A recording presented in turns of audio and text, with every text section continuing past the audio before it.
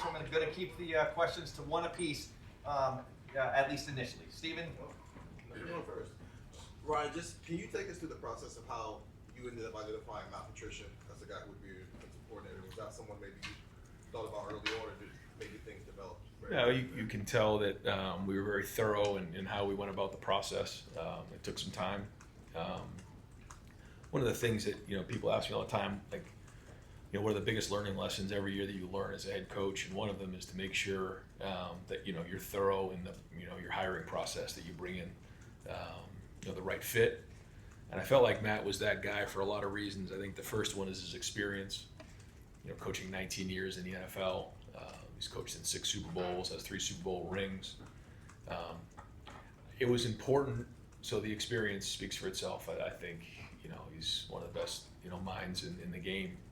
But also, pairing him with Tim Walton as a co-coordinator, pairing him with Larry Johnson, Matt Guerrieri, James Laurinaitis. That was important to have continuity.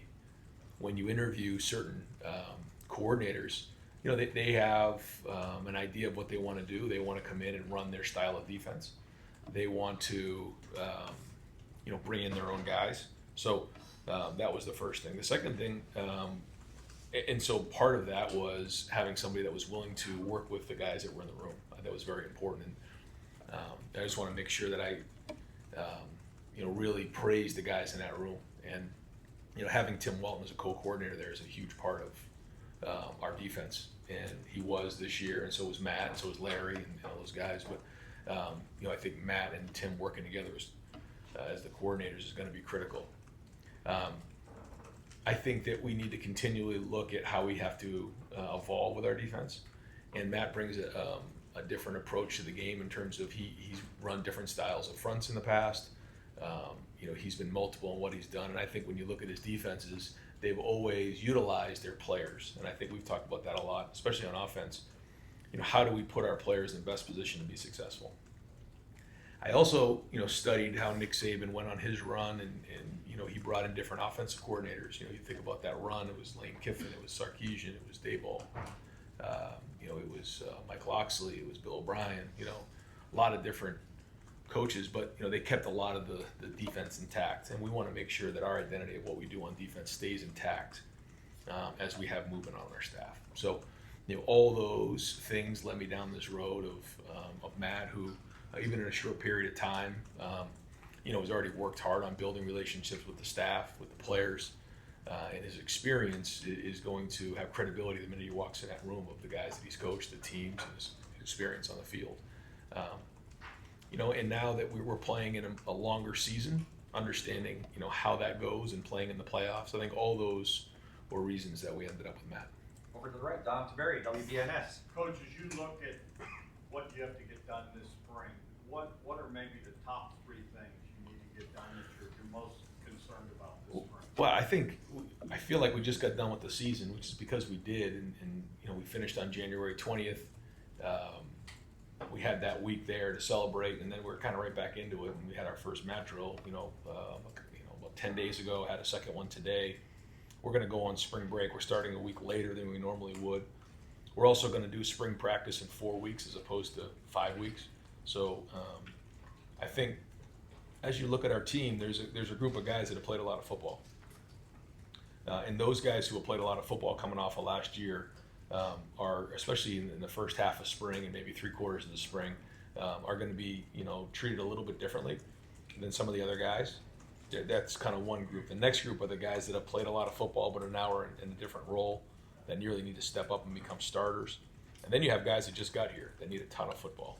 So this is going to be a different style of spring. We're still looking at the format of the spring game / showcase, but we're going to try to play as much football as we can that day. But we're also going to be smart because we know with 16 games, what can happen is you can play a 16-game season. If you really just jump right in and have a normal spring practice, then you come back and play another 16-game season. That's a lot of football in 1 year, and we have to be smart on that. So that's kind of our approach to it. I think when you look at our biggest concerns, it's replacing the guys that walked out the door. We can go through each position group if we want, and I'm willing to do that. But obviously, that's the biggest key is replacing those guys. And obviously, the guys who are returning, they're in a different situation. But we certainly have holes that we need to fill. Cameron T. Robinson, The Athletic. Ryan, you mentioned the spring showcase. I mean, around the country, a lot of things are looking different for teams in spring football. When you evaluate what you're doing, how much has that changed in the past based on how long the season is? Yeah. Trying to keep that going. Yeah, that's it. And you have 15 opportunities, and in the past those were all padded practices, very physical. That will not be the case for sure this spring. We will use some helmeted practices, almost like OTA styles, to take some of those. There'll be more teaching opportunities to be smart there. Another thing is, as we look ahead, at the 105 on the roster, that's a lot different than when you're at 120 plus. So, I mean, the health of the team is going to be even more important. So we got to be smart with that. But yeah, we the first time we play a game this year with this team is going to be against Texas at home. So to get some of these young players in the stadium with a good crowd will still be important. So it isn't just going to be a bunch of 7-on-7 and guys running around doing one-on-ones and individual drills. I mean, we're going to try to do the best we can to simulate game opportunities for our players, but there'll also be some players that will hold out in that game. Spencer Holbrook, Letterman Row. Ryan, when you were going through the process of hiring an offensive line coach, how did you land on Tyler Bowen and his lack of coaching the offensive line the last years? How did you kind of go through that process and land on him as head coach? Well, I think the first thing was that, talk to Brian, and, Brian will be a first-time play caller for us, and wanted to make sure that we had somebody in the room, in the run game, that had coordinator experience. And I think Tyler, when you look at, his past and his background, it's pretty diverse in terms of, he's coached the O-line, he's coached the tight ends, he's obviously been a part of the run game coordinator, and that's, anytime you're in that, I mean, you're coaching the O-line because there's more offensive linemen on the field than any other position. So he played the position. He's a very, very good coach. He understands it. Even in a short period of time, you can ask our offensive lineman. He's on it. And then we have a really good support staff behind him that we hired that I think are excellent. And they've got a lot of energy. I mean, you can feel them when they come in the building, the coaches. And so, we'll work through the spring and kind of see and evaluate how that goes. But I think that he's going to work tremendous with Brian, even in a short period of time. They see things the same way. And I think that, for a first-time play caller, having that presence in there of somebody that sees it was important in the hire. But to your point, like the development of the O-line that's his job. You've got to get that done, got to get the run game organized. But, he's got some help there as well, some guys that I feel strong about. And, we'll, again, evaluate it coming out of the spring. But in a short period of time, I've been impressed so far with the approach and even some of the work that we've done. Dylan Davis, Delaware Gazette. You talk about these guys that have played a lot of football, so maybe they don't get as many reps. But when you have a lot of staff turnover, especially with Matt Patricia coming in, like, how do you balance giving those guys the rest they need for the long season, but also like you said, to get the field, getting reps, Yeah. hearing new voices, and all this terminology and things like that. Yeah, I think that's where we're all, usually you have, like we've talked about this a lot in here, you have a benchmark. You go back and you check your notes from 2 years ago, 3 years ago. How do you check your notes on this? We just got done with the season, 16 games. Now we're going into the spring, so we have to be smart on that. We have a plan of making sure that those guys are able to rest as well. But when you look at some of the younger guys who were on the scout team, they are in a much different situation than Sonny Styles, than IGB, than Carson Hinsman. You can start going through the list. So we have to, I think, initially treat them differently, but quickly we have to get them, all on the same page, that we're all on the same page. And so as spring goes on, we'll do that. But early on, we'll be really smart, especially coming off of spring break. Over to the right, Kellyanne Stitz, WSYX. Ryan, you mentioned the spring showcase looking a little bit different this year, and you guys are so hashing out those details. Are you able to share what that might look like?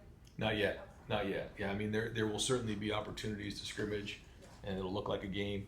But because of some of the guys that we mentioned, we still want them out there doing some things. So that will probably be in some drill work and some 7-on-7 work, and be good to get everybody out there so that the fans can see them. But the most important thing is getting the young guys game reps with hopefully a good crowd out there.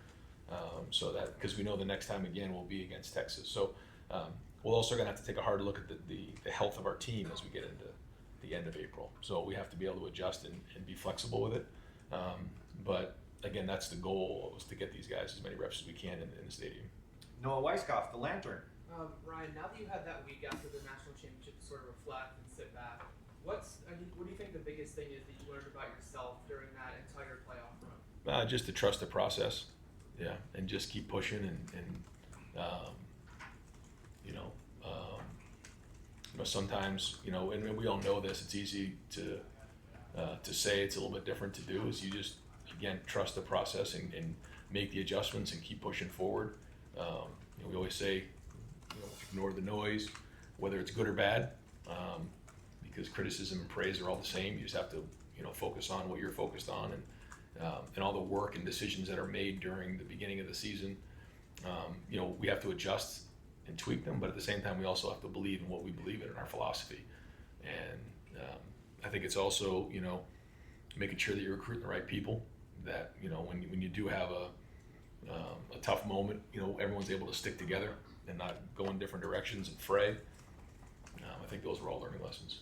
Dave Biddle, 24/7 Sports. Ryan, as you enter spring ball, is there a position group or groups that you're concerned about depth-wise, and might you guys add more from the portal? I know you've already done a good job in the portal. One of the things for us that was tricky was, the portal was open before our season, and opened and closed before our season was over. And that's something that we got to take a hard look at with rules.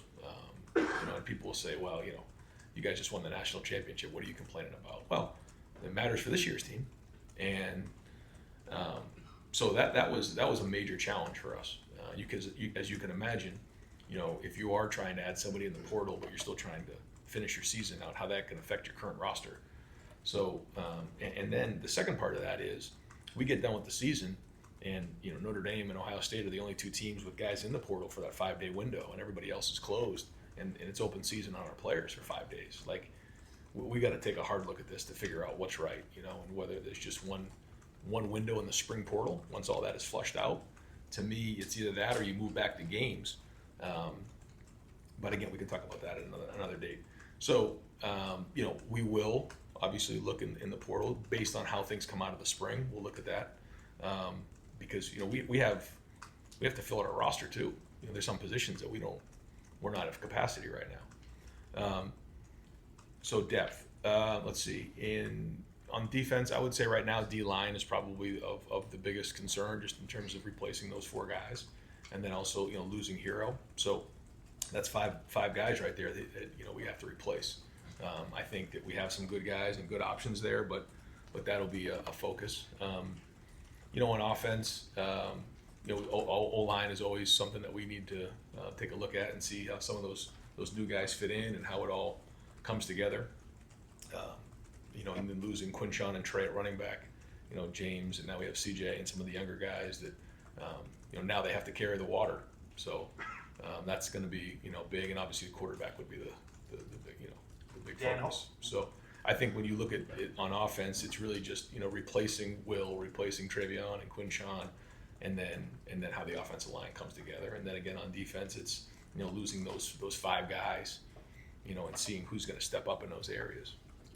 Sorry about that. No, it's Dan Hope, 11 Warriors. Follow up on Matt Patricia. Obviously, you mentioned he's done a lot of different things schematically in his time. What makes you confident that what he did, in the NFL will translate to the collegiate level? I think a lot of things that are going on, there's a trickle up and a trickle down effect right now, and you're seeing a lot of that happening. You're seeing a lot of guys transition, I think now more than in the past. You guys probably focus on it a little bit more than me, but of what's going on in the NFL and what's going on in college, you're seeing a lot of carryover there. And I think with the playoff system in place, you're seeing that. You're seeing the coach to player communication. You're seeing huddling more.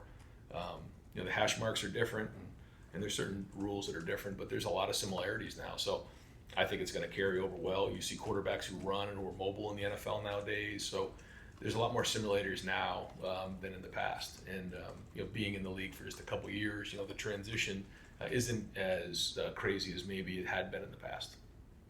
Jeremy Birmingham, the podcast. Ryan, with your offensive staff being pretty young, you're almost 10 years older than everybody on the staff except for Joe Simon, I think. How did that decision Chip left, did that impact your decision with the defensive coordinator hire? Was there a thought that maybe you needed to go get somebody who was more of a head coach of the defense style based on the fact that you may have spent more time with the offense than you did last year? Yes, I think that you need to have balance when you're looking at your entire staff, and you try to do that the best you can.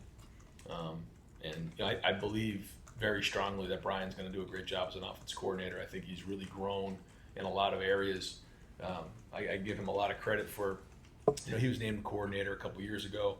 I still called the plays. You know, and then we brought in Chip and his attitude of like, I'm just going to learn from Chip in a big way. And then some of the work that he did, Keenan did, and Billy did down the stretch in some of the pass game. And I think he's got, you know, a really good handle now on protections and even in the run game. Like, he's ready to call it now. But still going to be involved, still going to, just like I was last year, still going to kind of make sure that, you know, we're all on the same page. Having Tyler there was important. But I think to your point, you know, I'm still going to be involved with the offense, but I'm able to kind of bounce into the defense. But the more times that we have guys who are experienced and veteran, you know, on that side of the ball, I'm going to stay on offense. It certainly helps. And I think, you know, taking the play calling away last year was really important. I want to continue to do that and surround myself with guys who, you know, we can hire to do jobs, and I'm able to take a step back and take a little bit of a different role. I think it helped this season, and I'd like to, you know, do that even more as we move forward. Rob Aller, Columbus Dispatch. Yeah, more on Matt. He clearly has credibility with his NFL, but I'm just curious in your discussions with him, interviews or whatever, why he decided to come back or come to college. He's not really been in college, Syracuse a little bit, but how much of that was not a concern but a discussion point? I mean, you've got recruiting, you've got a whole different culture. How did that play out, and what did he say that can kind of convince you that he really wants to be in the college game? I think you guys will get around Matt. You'll see his personality. You'll see the way he is. You'll just see, you know, what type of family man he is, type of dad he is, type of husband he is. You know, he did coach at Syracuse. He and Tim worked together there. But you know, I grew up in New England, and I obviously saw the run that they went on there. And when you go on a run the way that they went on, you know, you stay at a place for a long time. And you know, I don't know if that was, you know, something that maybe even early on he thought he was going to be in the NFL for as long as he did. But when you're around a great organization that goes on the run that they went on, you end up at a place for a long period of time. And then, you know, he's there for a while and then has an opportunity to become a head coach. Well, now, you know, it's almost like a different mindset. You know, it's maybe a little bit of a different chapter for him. Doesn't mean I'm sure he'll have an opportunity to go back to the NFL, but you know, I think it's Ohio State. I think he understands the culture.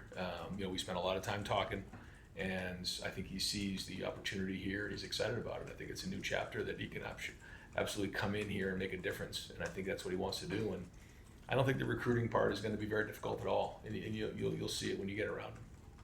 Joe Nugent, WCMH.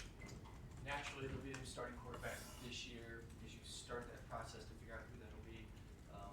Where are you with that? How much information do you feel like you have on the guys that are in the mix? They're young, and you know, they're going to have to compete. And you know, we need a quarterback to be tough. We need him to be a leader. I've said this before. They've had a great opportunity to watch Will, even Tavian, you know, because he was a big part of, you know, being around these guys last spring. I don't think he missed his spring practice. He would come during the season for all the games. He was with us for the last 2 weeks or the last two games. He was able to see what that looked like. Lincoln was with him every day. Julian was with him every day. So like that's the standard of what the leadership should look like. Now they got to go do it. And you know, being the quarterback around here, I mean, you start listing the guys who have been here most recently and down in the history of Ohio State football. I mean, you're in, you know, you're some of the best names who've ever played the game. But the biggest thing they have to do is they got to lead and they got to be tough. So long way to go on it. Don't have any evaluation to go with right now, but it's going to be a big spring for those guys. Tony Gerben, Buckeye Huddle. How do you see the quarterback reps going? Is it going to be like a 40-40-20, or you know, like, how are you expecting to break that down? Early on, we're going to try to roll. We're going to try to go 3 groups so that those guys get equal amount of reps. You know, we'll split up who goes where. And even last year with Will, I mean, we did that. You know, guys were getting reps with the 1s, guys were getting reps with the 2s, the 3s. You know, the times where Will was out there with the 3s early on and just rolling. Because if you put one guy with the 1s and 2s, sometimes it can look a little different because of the, you know, the younger guys, older guys. So we're going to roll them, and we're going to try to get the best evaluation we can. We'll evaluate everything.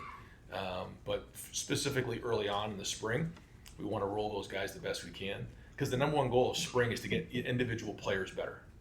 So, we can get scheme in and all that, but fundamentally, technically, we've got to get better as football players. Then once we get into the summer, we start putting the scheme together and we start coming up with the chemistry of the team. Andrew Gillis, Cleveland.com.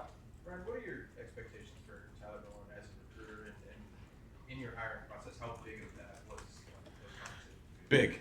Big. And you guys can probably already see he's making an impact. He's getting guys here. He works hard at it. He makes connections. He builds relationships. He can evaluate at a high level. And I think he with some of the guys that we have, on the offensive staff together, you're starting to see group recruiting there.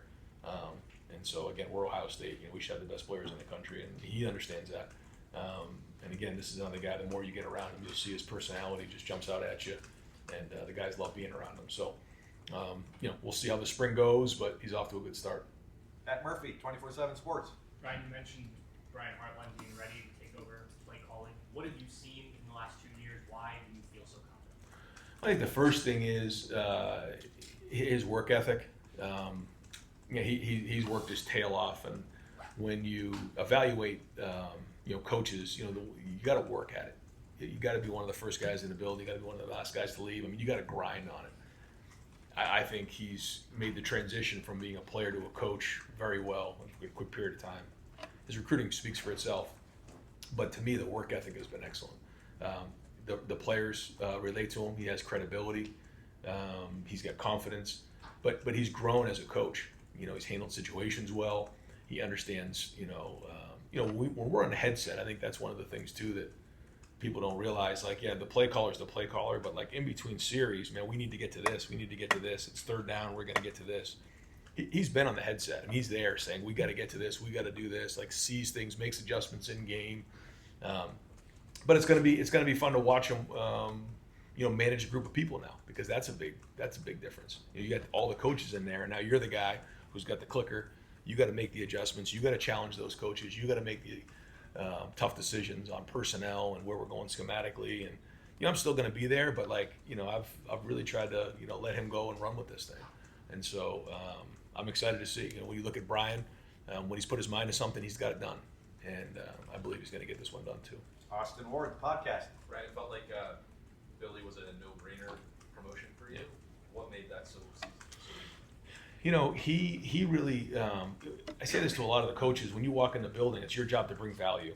And I think sometimes some coaches wait to do things. Billy jumped on it right away. He saw this as an opportunity, and he took it and ran because of the opportunity that these coaches have now to coach on the field, which they didn't have in the past. Spend one-on-one time in meetings. He took that and ran, and with Chip being the offensive coordinator, he quickly, became the quarterback coach really last year. And the good thing for Billy is he was here before, so he knows how we want to coach things. He knows how we teach things. He understands the progressions. He sees it the way that we see it. So him walking in the building, that was he was a step ahead that way. He's very smart. He works really, really hard at it. He's got a really bright future in the game, and I think the guys in the room know him, and so it was easy. And for me, it was good because we see things the same way. And I believe that, I can walk out of the room and what we want to get taught is going to get done. Now, there'll be, another great evaluation this spring, but I saw it last year. I saw the work he did, and he's very, very talented. Joey Kaufman, Columbus Dispatch. Ryan, with the makeup of the offensive staff being as young as it is, there have been past years we've had somebody like Chip last year. So just wondering what kind of impact you think having a much younger staff has. I think it comes down to experience, and now when you start looking at where, Brian's now been here for a while, and you look at, Tyler's coached a lot of football, and Locke, and even Keenan now is getting a little bit older.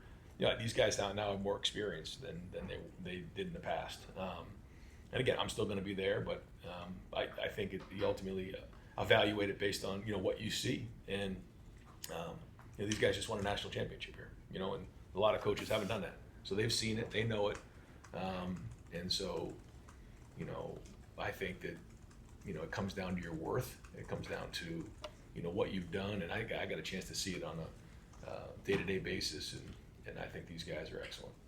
Doug Lesmerises, Kings of the North.